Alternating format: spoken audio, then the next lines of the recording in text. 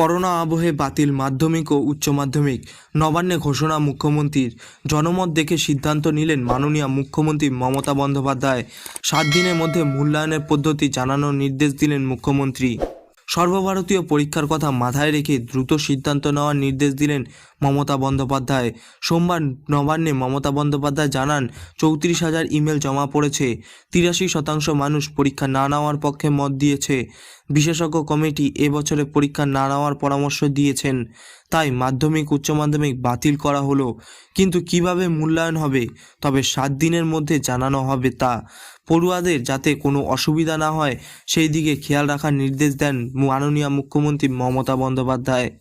Corona আবহে মাধ্যমিক উচ্চ মাধ্যমিক পরীক্ষা নেওয়া উচিত কিনা সাধারণ মানুষের কাছে জনমত চেয়েছিল মুখ্যমন্ত্রী। সোমবার দুটোর মধ্যে ইমেলে নিজেদের মতামত জানাতে বলেছিলেন তিনি।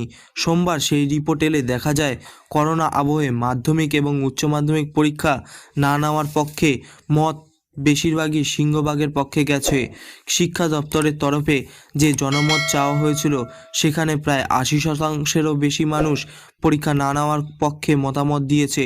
সেই রিপোর্ট দেখে পরীক্ষা বাতিল করার চূড়ান্ত সিদ্ধান্ত নেন মাননীয় মুখ্যমন্ত্রী মমতা বন্দ্যোপাধ্যায়।